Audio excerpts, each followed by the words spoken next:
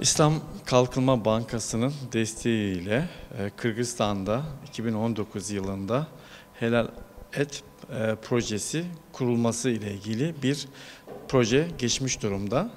Bu proje çerçevesinde bugün Malezya'dan ve Kırgız Ekonomi Bakanlığı'ndan misafirlerimiz vardı. Üniversite olarak Veteriner Fakültesi, Ziraat Fakültesi ve İlahiyat Fakültesi'nin dekanları ve öğretim üyeleri birlikte bu toplantıya katılarak Helal Et projesiyle ilgili üniversitemiz olarak ne yapabileceğimizi kendilerine anlattık.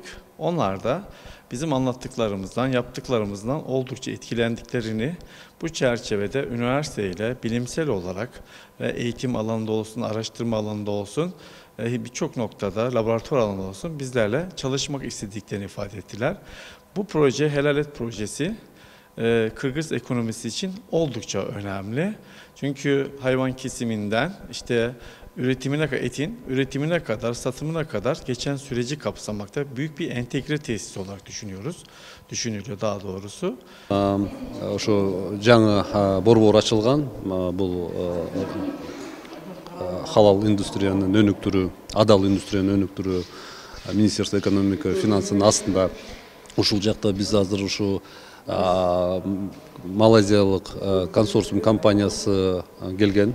Бул компания ушу Исламский банк развития менен биз чогуу биргелешип 2019-жылы соглашение түзгөнбүз. Бул көптөн бери келаткан жумуш. Ушул Кыргызстанда адал паркты сала турган проект болчу.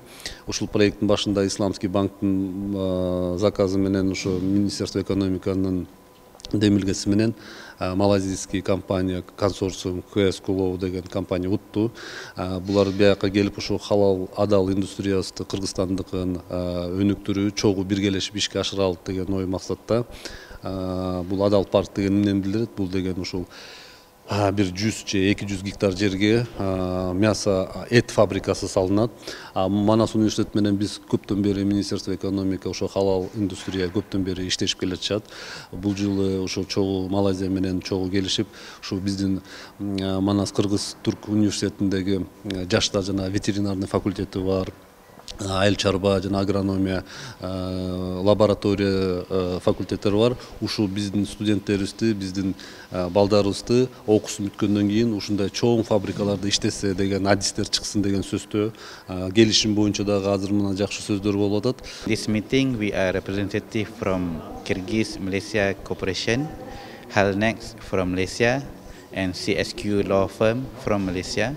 We are a consortium that facilitates and support the initiative from the Ministry of Economy Kyrgyzstan to develop a halal meat processing park in Kyrgyzstan, and our visit to the Kyrgyz Turk Manas University is particularly to seek support, seek collaboration opportunities, and share the experience and knowledge with the academics here so that all of us can help to make this project a success.